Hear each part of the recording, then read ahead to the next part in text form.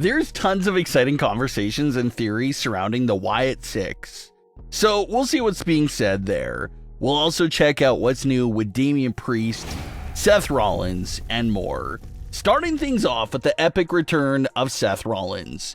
The first half of 2024 was a bit rough for Seth, since he injured his knee in the very first few weeks of January. That injury forced him to miss several weeks of action.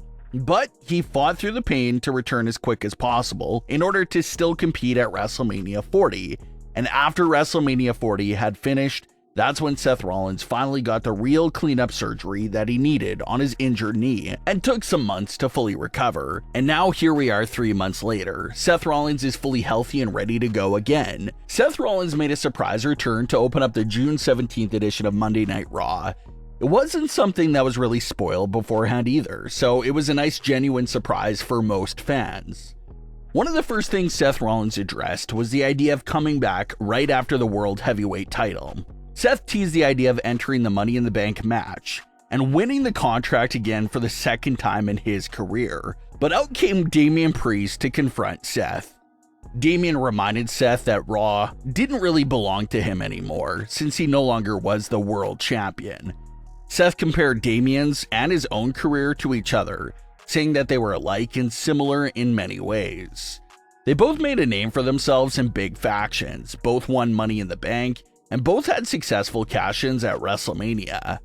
After some quick back and forth, Damian Priest simply asked Seth Rollins if he wanted a shot at the title, and Seth said yes, so the match is now official. It'll be Seth Rollins versus Damian Priest at Money in the Bank for the world title. Some fans have a little bit of an issue with the story and idea of Seth Rollins basically coming off his couch and skipping the line to get a world title match out of nowhere, which is true, but at the same time, Seth Rollins lost the title at WrestleMania and wasn't able to get a rematch or even attempt anything since he was hurt. So it appears that this is basically his rematch clause. Another small thing to keep an eye on here now is how exactly will Damian Priest retain his title against Seth Rollins? WWE is quietly creating a narrative with Damian Priest's title defenses, and that narrative is that for a majority of Damian's recent title defenses, he's only been retaining the title and defeating his opponents due to outside interference. We've seen the Judgment Day help him out in some title defenses, and most recently we saw CM Punk basically save his title reign as well. So were all those instances just coincidences, or is WWE trying to beef up that narrative that Damian Priest can't hold his own and retain without extra help? Because it absolutely seemed like that was the narrative that they were going after right out of the gate with his first title defense against Jey Uso, where Damian was actually furious with the Judgment Day for helping, because he claimed he had everything under control and didn't need any help. But now we saw that he actually did need all that help in his title defenses. So this match with Seth Rollins should be very telling to see if they keep that narrative going and if Damian once again gets rescued by outside help, or if he's able to pin Seth Rollins all on his own. That's something to keep a very close eye on there.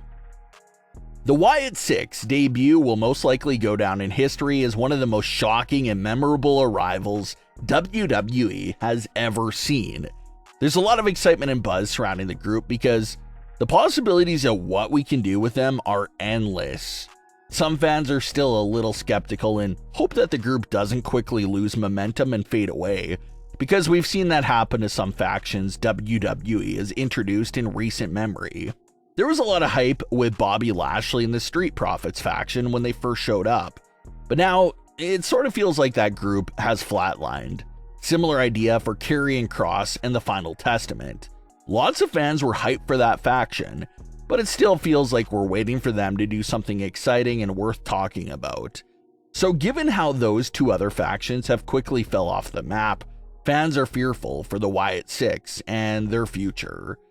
But all we can do is hope that Triple H, the Rotunda family, and WWE have a clear vision for the group story. The good thing about the Wyatt Six that the other factions don't have is that the Wyatt Six has more possibilities and history story-wise that you can touch on. For example, Uncle Howdy has been very briefly taking over Adam Pearce's Twitter page over the last few days and changing his profile picture, bio, and even uploading some posts. Uncle Howdy changed Adam Pearce's profile picture to Pearce's appearances from a 2020 edition of the Firefly Funhouse. This was Adam Pearce's only appearance in the Firefly Funhouse, and it was when he was going around trying to get Braun Strowman and Roman's signature for the Payback 2020 Universal Title Triple Threat match. Howdy posted that picture of Adam Pearce in the Funhouse several times. And since Pearce was playing a postman in that Funhouse appearance, Howdy's tweets on his page consisted of him calling Adam Pearce the postman and wanting for him to remember that day. So what's so significant about that particular day? Well, if you go back and watch it, Adam Pearce was tasked by Vince McMahon to go around backstage and get all 3 signatures for the big Universal title match by the end of the Smackdown episode. Adam Pearce only ended up getting Braun and Bray Wyatt's signature for the match. Roman Reigns did not sign the contract before the end of the night.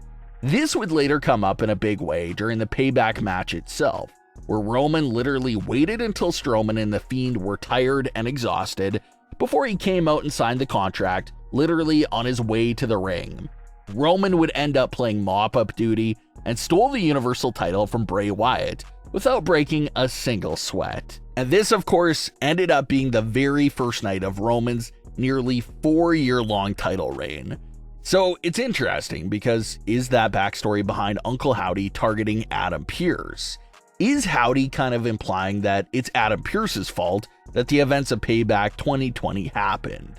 If Adam Pearce only did his job and got Roman Reigns to sign that triple threat contract ahead of time like he was supposed to, then there would have been no way for Roman to join the match at the end and cheat.